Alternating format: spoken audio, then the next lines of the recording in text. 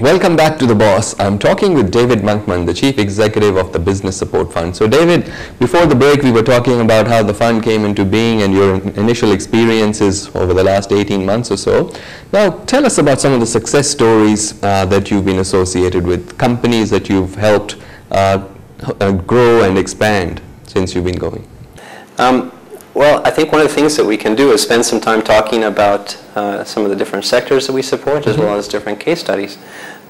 We've, as we mentioned before, worked with companies in different geographies, different regions of Pakistan, and the strengths and the sectoral orientations of those regions are where we tend to focus. We have, now looking at the cases, worked with companies in Peshawar that come from a diversity of sectors that are local or important for those regions. Good examples of businesses we've supported that have done well with the support of these consultants include Eurofoods up in Peshawar. This is a woman-owned company that produces meat products for different markets in Pakistan and Afghanistan. They looked for a business planning exercise. A consultant went in and, after a comprehensive survey, recommended interventions that included retargeting which market to focus on, new human resource management strategies. And as a consequence of these comprehensive recommendations, they've subsequently seen their growth increase by 30%.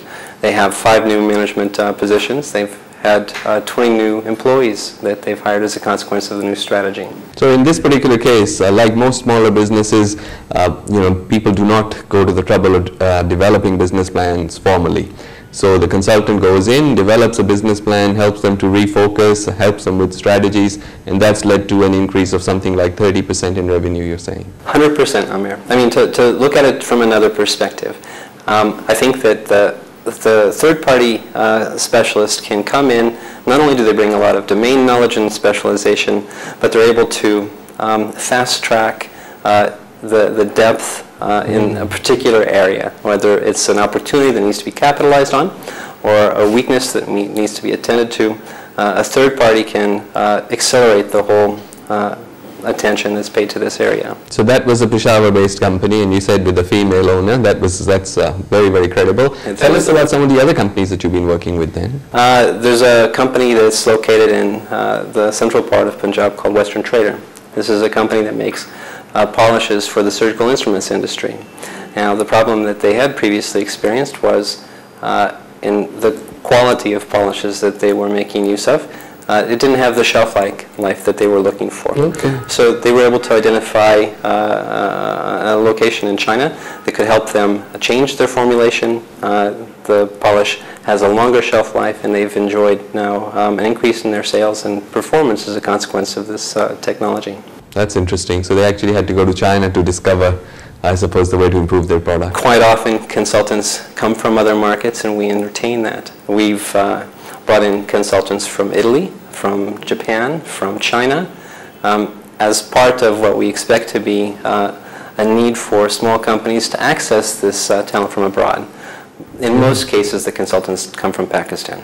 Yes, but there have been the odd instances where you've had to bring in a specialist. Certainly so. In fact, the reason why we've allocated as much as 18 lakh for projects is we recognize that in the instance they need to bring in somebody from abroad, that may in fact be more expensive, so we have to cover those costs too. So that's two success stories. Are there any others you'd like to share with us? Well, there's several. We've helped another women-owned business in Lahore take a business that was operating informally out of a house, and it moved to a formal location in defense, and as a consequence is able to attract clients in a larger sense rather than the informal networks that they made use of over the years before.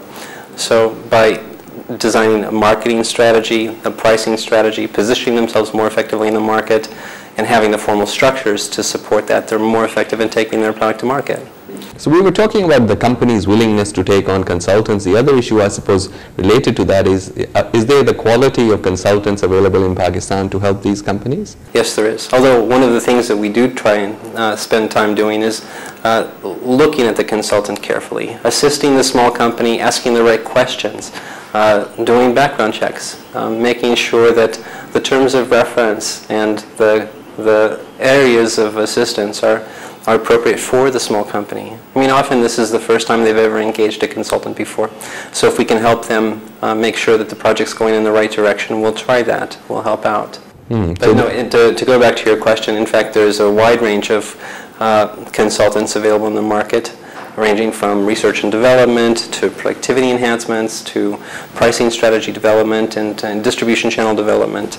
And we do spend quite a lot of time looking to see that the quality is in place.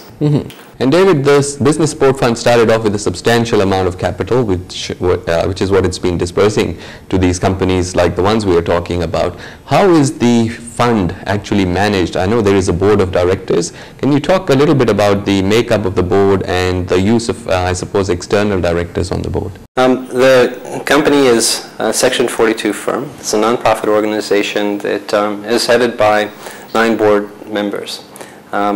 They represent different markets from Pakistan. They also bring in different skill sets. The majority of board members are from the private sector with the aim to assist the private sector interest in developing a more competitive market. But having said that, we also have 3 important stakeholders from the public sector too. The board provides several important roles for us. Most important, I think, is their vetting and appraising different projects that are brought forward by the clients that we work with. So from an appraisal panel perspective, the board plays an important role deciding which projects we undertake.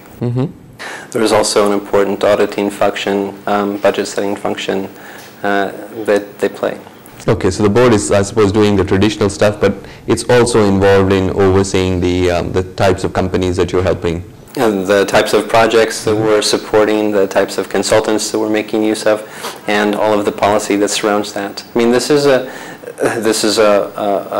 very simple project or a simple product, but attends to a wide range of different client types. And as a consequence of that, we have to be quite careful about the policy decisions we make.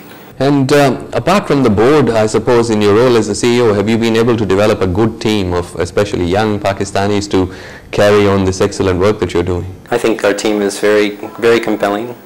We've brought students in from Karachi, from Lahore. We've certainly considered applicants from different markets as well. The number of people we have is about 13 people to 15 people. And it's allocated to support businesses across Pakistan. So quite often what we do is we go on road shows to the northern areas. We go down to Balochistan or to Sindh as required. And it's these people that do that. Okay, David, we need to take another short commercial break, but we'll be right back with more of The Boss.